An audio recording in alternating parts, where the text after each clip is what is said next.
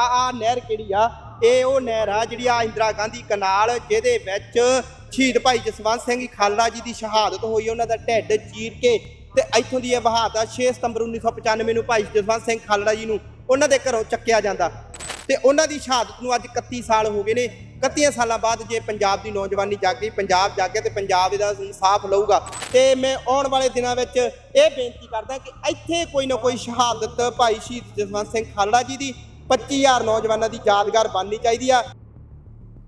ਇਸ ਸਮੇਂ ਅਸੀਂ ਉਸ ਸਤਲੁਜ ਦੇ ਕੰਢੇ ਖੜੇ ਹਾਂ ਜਿਸ ਦੀ ਜਦੋਂ ਤੋਂ ਦਲਜੀਤ ਦੋਸਾਂਝ ਦੀ ਫਿਲਮ ਸਤਲੁਜ ਆਈ ਹੈ ਉਸ ਸਮੇਂ ਤੋਂ ਗੱਲ ਜ਼ਿਆਦਾ ਹੋਣੀ ਸ਼ੁਰੂ ਹੋ ਗਈ ਹੈ। ਸ਼ਹੀਦ ਭਾਈ ਜਸਵੰਤ ਸਿੰਘ ਖਾਲੜਾ ਹੋਣਾ ਦੀ ਅਤੇ ਹੋਰ ਹਜ਼ਾਰਾਂ ਉਹਨਾਂ ਸਿੰਘਾਂ ਦੀ ਜਿਨ੍ਹਾਂ ਨੂੰ ਇਸ ਪਾਣੀ ਦੇ ਵਿੱਚ ਖਪਾ ਦਿੱਤਾ ਗਿਆ, ਅੱਜ ਉਹਦੀ ਅਰਦਾਸ ਉਹਨਾਂ ਦੀ ਇੱਥੇ ਕੀਤੀ ਜਾ ਰਹੀ ਸੀ। ਮੇਰੇ ਨਾਲ ਭਾਈ ਰੋਮਨ ਬਰਾੜ ਹੁਣੀ ਮੌਜੂਦ ਨੇ, ਗੱਲਬਾਤ ਇਹਨਾਂ ਨਾਲ ਕਰਦੇ ਹਾਂ।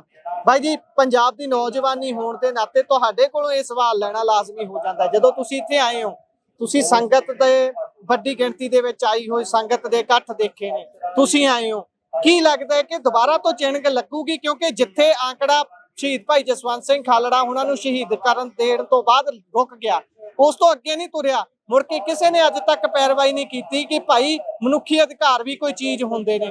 ਕੀ ਲੱਗਦਾ ਇੱਥੋਂ ਦੁਬਾਰਾ ਗੱਲ ਤੁਰੂਗੀ, ਦੁਬਾਰਾ ਤੋਂ ਮਨੁੱਖੀ ਅਧਿਕਾਰਾਂ ਦੀ ਗੱਲ ਹੋਣੀ ਸ਼ੁਰੂ ਹੋਊਗੀ?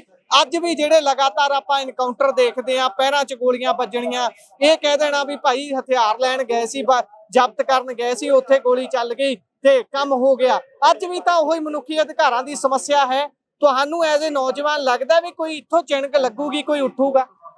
ਪਹਿਲੀ ਗੱਲ ਤਾਂ ਬਾਈ ਜੀ, ਜਿਹੜੀ ਕਿ ਚਿਣਗ ਭਾਈ ਜਸਵੰਤ ਸਿੰਘ ਜੀ ਖਾਲੜਾ ਜੀ ਅੱਜ ਤੋਂ 31 ਸਾਲ ਪਹਿਲਾਂ ਲਾ ਚੁੱਕੇ ਨੇ, ਉਹ ਜਿਹੜੀ ਉਹਨਾਂ ਦੀ ਲੋ ਜਗਾਈ ਆ, ਜਿਹੜੀ ਉਹਨਾਂ ਦੀ ਮਿਸਾਲ ਜਗਾਈ ਆ, ਤੇ ਚਾਹੇ ਉਹ ਸਮੇਂ-ਸਮੇਂ ਵਿੱਚ ਮਾਧਿਅਮ ਪਈ ਆ, ਪਰ ਅੱਜ ਉਹ ਪੂਰੀ ਉਫਾਨ ਤੇ ਆ। ਉਹ ਅੱਜ ਨੌਜਵਾਨਾਂ ਨੂੰ ਪਤਾ ਲੱਗਾ ਆਪਣੇ ਪੰਜਾਬ ਦੇ ਬਾਰੇ। ਜ਼ਿਆਦਾਤਰ ਤਾਂ ਭਾਈ ਜਸਵੰਤ ਸਿੰਘ ਖਾਲੜਾ ਜੀ ਨੂੰ ਲੋਕ ਜਾਣਦੇ ਸੀ, ਪਰ ਜਦੋਂ ਦੀ ਆ ਮੂਵੀ ਆਈ ਹੈ, ਜਦੋਂ ਦੀ ਇਹ ਚਰਚਾ ਛਿੜੀ ਹੈ, ਤੇ ਹਰ ਬੱਚੇ ਤਿੱਕਰ, ਹਰ ਬਜ਼ੁਰਗ ਤਿੱਕਰ ਇਹ ਗੱਲ ਗਈ ਆ ਕਿ ਚਿਣਗ ਕਿਉਂ ਨਹੀਂ ਲੱਗੂਗੀ? ਚਿਣਗ ਲੱਗੂਗੀ। ਅਸੀਂ ਉਹ ਨੌਜਵਾਨੀ ਆ ਜਿਹੜੀ ਪੰਜਾਬ ਦੇ ਵਾਸਤੇ ਲੜਦੇ ਆ, ਅਸੀਂ ਉਹ ਨੌਜਵਾਨੀ ਆ ਜਿਹੜੇ ਪੰਜਾਬ ਦੇ ਪਾਣੀਆਂ ਵਾਸਤੇ ਲੜਦੇ ਆ, ਅਸੀਂ ਉਹ ਨੌਜਵਾਨੀ ਆ ਜਿਨ੍ਹਾਂ ਨੇ ਹੜ੍ਹਾਂ ਦੇ ਵਿੱਚ ਆਪਣੇ ਲੋਕਾਂ ਦਾ ਕੰਮ ਕੀਤਾ। ਤੇ ਅੱਜ ਪੰਜਾਬ ਦੀ ਨੌਜਵਾਨੀ ਪੰਜਾਬ ਵਾਸਤੇ ਖੜੀ ਆ, ਜਿਹੜੀ ਉਹ ਚੰਗਿਆਰੀ ਲੱਗੀ ਆ। ਆ ਨਹਿਰ ਕਿਹੜੀ ਆ, ਇਹ ਉਹ ਨਹਿਰ ਆ ਜਿਹੜੀ ਆ ਇੰਦਰਾ ਗਾਂਧੀ ਕਨਾਲ, ਜਿਹਦੇ ਵਿੱਚ ਸ਼ਹੀਦ ਭਾਈ ਜਸਵੰਤ ਸਿੰਘ ਖਾਲੜਾ ਜੀ ਦੀ ਸ਼ਹਾਦਤ ਹੋਈ। ਉਹਨਾਂ ਦਾ ਢਿੱਡ ਚੀਰ ਕੇ ਤੇ ਇੱਥੋਂ ਦੀ ਇਹ ਵਹਾਅ 6 ਸਤੰਬਰ 1995 ਨੂੰ ਭਾਈ ਜਸਵੰਤ ਸਿੰਘ ਖਾਲੜਾ ਜੀ ਨੂੰ ਉਹਨਾਂ ਦੇ ਘਰੋਂ ਚੱਕਿਆ ਜਾਂਦਾ ਤੇ ਉਹਨਾਂ ਦੀ ਸ਼ਹਾਦਤ ਨੂੰ ਅੱਜ 31 ਸਾਲ ਹੋ ਗਏ ਨੇ। 31 ਸਾਲਾਂ ਬਾਅਦ ਜੇ ਪੰਜਾਬ ਦੀ ਨੌਜਵਾਨੀ ਜਾਗੀ, ਪੰਜਾਬ ਜਾਗੇ ਤੇ ਪੰਜਾਬ ਇਹਦਾ ਇਨਸਾਫ ਲਊਗਾ।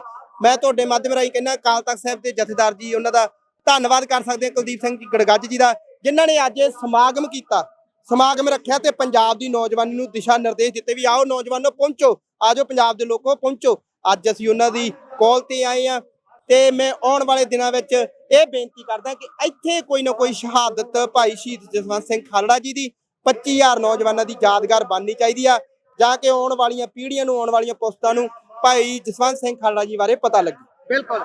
ਅੱਛਾ, ਤੁਸੀਂ ਅੱਜ ਦੀ ਸਥਿਤੀ ਨੂੰ ਕਿਵੇਂ ਵੇਖਦੇ ਹੋ? ਜੋ ਕੁਝ ਅੱਜ ਪੁਲਿਸ ਕਰ ਰਹੀ ਹੈ ਉਦੋਂ ਤੋਂ ਕਿਵੇਂ ਵੱਖਰਾ ਹੈ, ਜਾਂ ਫਿਰ ਉਹੀ ਲੀ ਤੁਰੀ ਆਉਂਦੀ ਹੈ? ਦੇਖੋ ਜੀ, ਇਹ ਪੁਲਿਸ ਆ ਜੀ, ਇਹਨਾਂ ਦੇ ਮੂੰਹ ਨੂੰ ਖੂਨ ਲੱਗਾ, ਜਿਹੜਾ ਉਹ ਖੂਨ ਉਹ 84 ਤੋਂ ਲੈ ਕੇ ਤੇ 95 ਤੱਕ ਲੱਗਾ ਹੀ ਆ, 2000 ਤੱਕ ਲੱਗਾ ਹੀ ਆ, ਅੱਜ ਤੱਕ ਲੱਗਾ।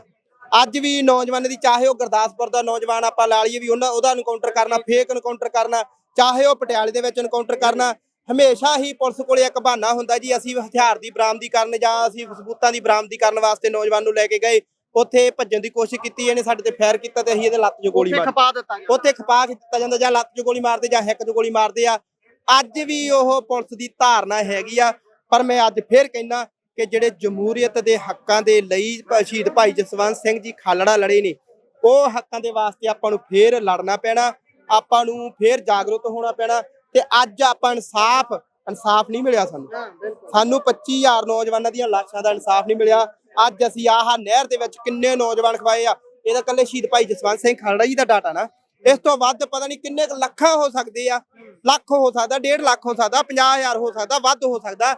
ਇਹ ਬਹੁਤ ਨੌਜਵਾਨ ਇੱਥੇ ਖਪਾਏ ਨੇ, 18 ਸਾਲਾਂ ਦੇ, 19 ਸਾਲਾਂ ਦੇ, 14 ਸਾਲਾਂ ਦੇ, 13 ਸਾਲਾਂ ਦੇ, ਇੱਥੇ ਬਹੁਤ ਨੌਜਵਾਨ ਖਪਾਏ ਨੇ। ਉਹਦਾ ਡਾਟਾ ਸਾਹਮਣੇ ਆਉਣਾ ਚਾਹੀਦਾ, ਸਿੱਖਾਂ ਨੂੰ ਇਨਸਾਫ ਮਿਲਣਾ ਚਾਹੀਦਾ, ਗੱਲ ਤੁਰਨੀ ਚਾਹੀਦੀ ਹੈ। ਬਹੁਤ ਬਹੁਤ ਧੰਨਵਾਦ। ਧੰਨਵਾਦ, ਮਿਹਰਬਾਨੀ, ਵਾਹਿਗੁਰੂ।